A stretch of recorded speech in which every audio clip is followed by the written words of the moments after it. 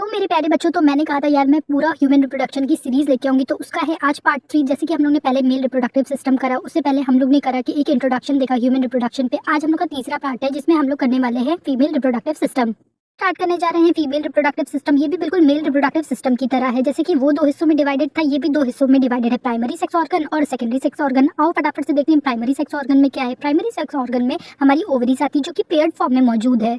इसी primary sex organ में हमारी गैमेटोजेनेसिस की प्रोसेस होती है और हमें सेक्स हार्मोन्स देखने को मिलते हैं, जैसे कि एस्ट्रोजन और प्रोजेस्टेरॉन। हमारे पास दूसरी तरफ होता है सेकेंडरी सेक्स ऑर्गन, जहाँ पे हमें ओविडक्ट देखने को मिलती है, फैलोपियन ट्यूब देखने को मिलता है, uterus, cervix, vulva, external genitalia और मेमोरी ग्लैंड। देखो हम लोग आगे जाके इसके डायग्राम में अच्छे से क्लैरिफाई करेंगे कि क्या क्या चीज कहाँ मौजूद है। सबसे पहले हम आ जाते हैं अपनी ओवरीज पे, जो कि हमारे प्राइमरी सेक्स ऑर्गन के अंदर आती है, जो कि हमारी पेयर्ड फॉर्म में मौजूद होती है। ये पूरा इसके अंदर ना स्ट्रोमा फिल कैविटी होती है और ये आलमंड शेप लाइक कैविटी होती है।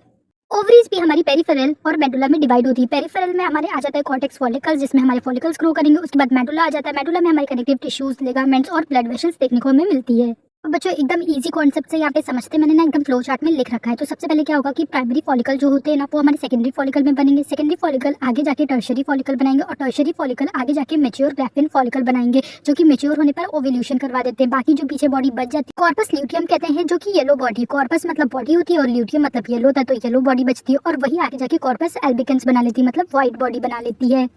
बच्चों यहाँ पे रहा हमारा well label diagram of a fallopian tube, जो कि हमारी एनसीईआरटी में मौजूद है और यहाँ पे एकदम क्लियरली विजुअलाइजेशन है हर एक चीज का, जो अभी अभी मैंने आगे बोला है। मैंने डायग्राम में रिप्रेजेंटेशन है ना, उसे भी मैंने फ्लो चार्ट की हेल्प से लिख लिया। जैसे कि ओवरी जॉइन विद लिगामेंट्स है, उसके बाद फिमरी देखने को मिलती है जो अटैच विद ओवरी होती है, उसके बाद फैलोपियन ट्यूब होता है और हमारा फैलोपियन ट्यूब 3 हिस्सों में डिवाइड होता है, इनफंडिबुलम, एम्पुला और इस्थमस।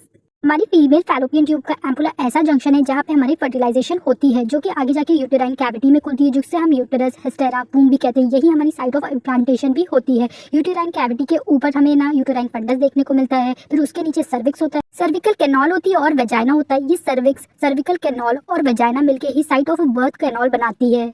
उसके बाद यूट्रस की हमें 3 लेयर देखने को मिलती है, जैसे कि एंडोमेट्रियम, मायोमेट्रियम और पेरीमेट्रियम। एंडोमेट्रियम सबसे अंदर वाली लेयर होती है, यही वो लेयर है जहाँ पे हमारी साइट ऑफ इम्प्लांटेशन होती है। यूट्रस की शेप की बात करें तो ये इन्वर्टेड पेयर शेप का होता है और आगे जाके एंडोमेट्रियम की हमारी ना टेम्पररी थिकनिंग के लिए होती है, ये ग्लैंडुलर एंड वेस्कुलर लेयर की होती है। उसके बाद मायोमेट्रियम देखने को मिलती है, जो कि इनवॉलेंट्री मसल है, स्मूथ सिंगल यूनिट की होती है। उसके बाद हमारी लास्ट वाली पेरीमेट्रियम होती है। के बाद आ जाता है सर्विक्स और वेजाइना, जो कि हमारी cervix narrow part of uterus होती है और वेजाइना कोपुलेटरी ऑर्गन में आता है, जो कि बनी होती है stratified non keratinised square epithelium की, जो कि लाइन बाय होती है हाइमन की। कभी कदार break due to the horse riding, sexual contact, cycling, jolt, insertional of menstrual cup and insertion of tampon. बहुत अच्छा एक नोट पॉइंट ये है कि absent in presence of a hymen is not a reliable indicator of virginity. कहने का ये मतलब है कि absent in presence of a hymen की हमारी वर्जिनिटी को इंडिकेट नहीं करता है। मतलब बहुत पुराने कल्चर में ये धारणा होती थी कि जिसका हाइमन ब्रेक हो जाता है वो अपनी वर्जिनिटी लॉस कर लेता है। बात जबकि बिल्कुल गलत है, क्योंकि अभी हमने आगे देखा कि हमारा हाइमन किस वजह से हमारा कभी कदार ब्रेक हो जाता है। के बाद बात आ जाती है वल्वा की, जो कि है एक्सटर्नल जेनिटेलिया। पे हमें मॉन्स प्यूबिस, जो कि एक फैटी टिश्यू है, वहाँ पे एक प्यूबिक हेयर देखने को मिलते हैं। उसी के नीचे आ जाता है लैबिया मेजोरा। लैबिया मतलब लिप लाइक और मेजोरा मतलब बड़ा कुछ लिप लाइक होता है। उसके बाद लैबिया माइनोरा, मतलब लैबिया मतलब लिप लाइक, फिर माइनोरा मतलब कुछ छोटा सा लिप लाइक स्ट्रक्चर देखने को मिलता है। उसके बाद आ जाता है हमारा labia majora and labia minora, जहाँ पे हमारी जाके जुड़ती है ना, उस पॉइंट को हम लोग क्लाइटोरिस बोलते हैं, ऊपर की तरफ। टॉरिस के नीचे यूरेथ्रल ओपनिंग देखने को मिलती है। उसके बाद हमें नीचे की तरफ पैरा यूरेथ्रल ग्लैंड या लेशर वेस्टिब्यूल ग्लैंड भी जिसे कहते हैं, उसे भी देखने को मिलता है और पूरी स्पेस को हम लोग वेस्टिब्यूल कहते हैं। उसके बाद हमारा जाइना के साइड्स में हमें लेफ्ट और राइट में एक ग्लैंड देखने को मिलता है, जिसे हम लोग बार्थोलिन ग्लैंड कहते हैं या ग्रेटर वेस्टिब्यूलर ग्लैंड भी कहते हैं। ये हमें लुब्रिकेशन में हेल्प करता है, जो कि लाइन बाय होता है हाइमन में। इन मेम्ब्रेन के बाद हम लोग उसके बाहर आ जाते हैं, जहाँ हमें फ्री स्पेस देखने को मिलता है, उसे हम लोग पेरिनियम बोलते हैं और उसके नीचे एनस होता है। मेरी ग्लैंड भी हमारे रिप्रोडक्शन का पार्ट इसीलिए है ये, क्योंकि ये छोटे बच्चे को न्यूट्रिशन प्रोवाइड करवाता है।